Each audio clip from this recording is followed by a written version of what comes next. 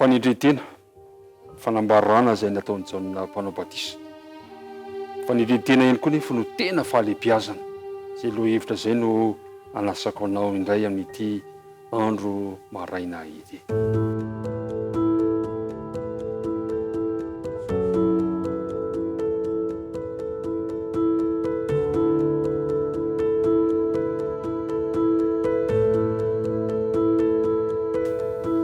Ampifaliana indray no lorana ny arabana atsika mpiara-midinika efa mifankazatra hatramin'izay ary raha misy moa vaovao ianareo miaraka eto indray dia fifaliana ho anay ny mandray anao ary irinay mba hitoizanao sy hatamananao hatramin'ny farany ary tononona mandrakariva item-piandohana ny fiadanan'ny tompony ho anao sy ny ankohonanao.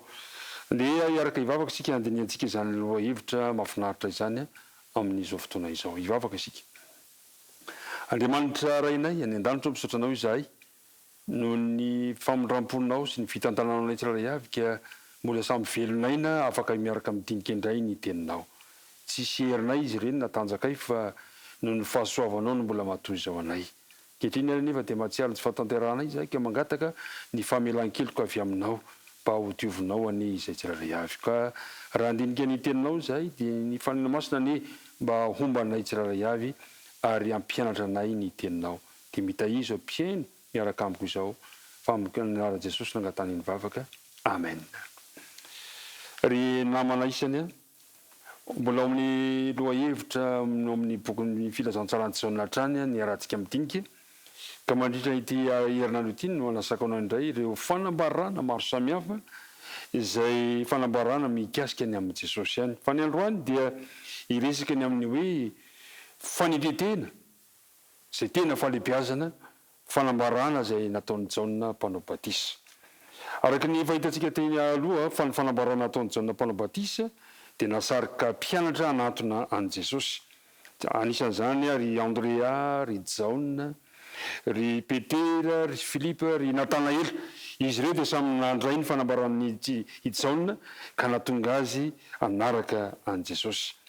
Fa ny androany indray dia hojerevantsika kosa nefa zatra nitranga rehefa nandeha izay toe-javatra izay amin'ny filazantsarany Jaona toko fahatelo ka manomboka amin'ny andininy fahadimy amby roapolo sy ny hatramin'ny fahaenina amby telopolo dia nisy toe-javatra tohatra ny nitranga satria nisy fifandirana teo amin'ny mpianatra Jaona sy ireo jiosy momba ny amin'ny fanadiovana tamin'izay fotoana izay. Zao ny voalaza eo amin'ny andininy fahadimy amby roapolo Jaona toko fahatelo ka ny andininy fahadimy amby roapolo. Ary nisy fifandiran'ny mpianatra Jaona tamin'ny jiosy anankiray tamin'ny amin'ny fanadiovana andininy fahaenina amby roapolo. Ary tonga tany amin'ny Jaona ny mpianatra ka nanao taminy hoe raby eo ilay tany aminao tany andrafon'ny Jordana izay nambaranao indro manao batisa izy ary ny olona rehetra manatona azy. Andininy fahafito amby roapolo. Jaona namalika nanao hoe tsy misy olona mahay mandray na inona na inona raha tsy omena azy avy any an-danitra izany. Ianareo ny vavolombeloko fa hoy izao tsy izao no Kristy fa ny rainy ialoha azy ao. Eo amin'ny fanambarana io hitantsika fa nisy fifandirana teo amin'ny mpianatra Jaona sy ny jiosy mikasika an'izay fanaovam-batisa izay. Ary dia nanantona ny mpianatra nanantona ny Jaona ny mpianatra ary tsy salasalana fa mba hitady vahaolana izy ahoana no atao fa manomboka mitomo anie ny olona zay manaraka an Jesosy toy ny hoe nitoroka an Jesosy mihitsy zany ireto mpianatra ireto. Hoy ny fanambarana tsy manao hoe raby io ilay tany aminao tany andrafon'ny Jordana izay nambaranao indro manao batisa izy ary ny olona rehetra manatona azy. Tena ny ao an-tsain'ireto mpianatra Jaona rehetra zany dia toa nisy fialonana an Jesosy.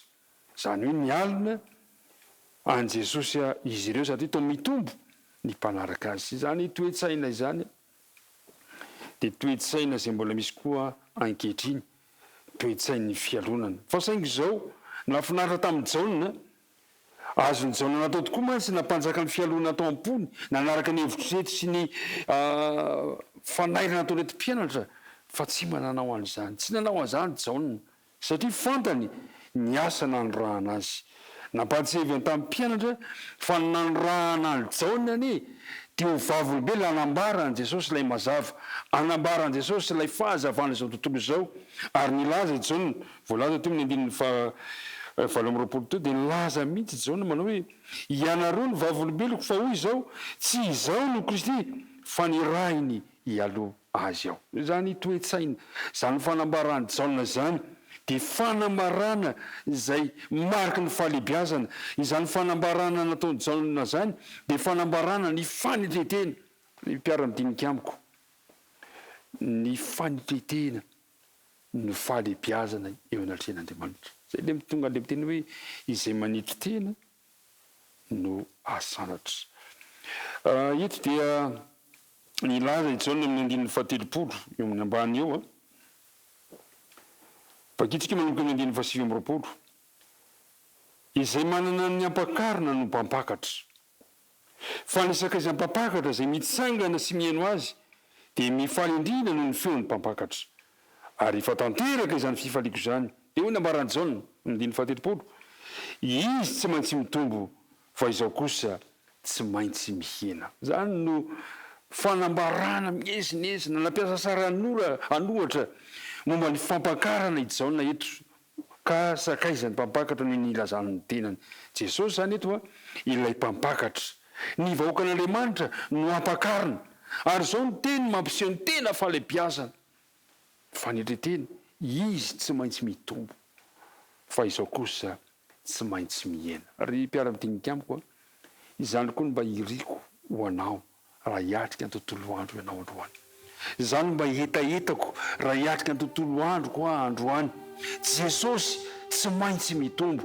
Avy elo Jesosy nitombo, avy elo izy no hitombo mandrakariva, fa isika kosa tsy maintsy mihena. Fantatra Jesosy nitondrana ny fiainantsika eo anatrehan'izay toe-javatra izay. Dia nanao fampitahana zany teto i Jaona teo anatrehan'i Jesosy izay maneho ny famboniny Mesia mihoatra amin'ny Jaona ilay mpialoha lalana azy. Nambarany tsara mihitsy fa Jesosy tsy maintsy mitombo fa izy kosa tsy maintsy mihena. Ka raha hiatrika ny tontolo andro ianao dia zany fanambarany Jaona izany, fanambarana mezineza hoe Jesosy tsy maintsy mitombo zany no ampahiriziko anao ihany koa raha hiatrika ny tontolony tontolo andro ty ianao, dia mba Jesosy koa mba hitombo mandrakariva eo amin'ny fiainanao. Ka na iza misy anao androany dia asehonao fa Jesosy tsy maintsy mitombo fa ianao kosa tsy maintsy mihena. Tsy faty-antoka izany fa izany no tena fahalebiazana eo anatren'Andriamanitra izay manetretena no asanatra. Ny tompony hombanao indray ka tsy milanao irery izy raha hiatrika izao tontolo andro izao. Koa ety ampamaranana dia andeha hoentsika mbavaka indray amin'ny tianantsika izany tindinika fanaovantsika izany. Hivavaka isika. Andriamanitra rainay any an-danitra misaotra anao izahay fa nomenao tamin'ity maraina ity ny fanambarany Jaona mpanao batisa ny amin'ny tena fahalebiazana ao anatin'ny fanetretena. Ampio izahay mba hanananay izany toetra manetretena izany, dia taio ihany koa izao mpiara-midinika amiko izao mpiaino izao mba hananany koa izany fanetretena izany izay mariky ny fahalebiazana, ka mba ho ao anatin'ny sainy mandrakariva ilay tenin'ny Jaona manao hoe fa izy tsy maintsy mitombo fa izay kosa tsy maintsy mihena. Dia hombanay ny ianao mandritra izao tontolo andro izao, mivavaka tononona saingatana noho ny amin'ny anarana Jesosy. Amen.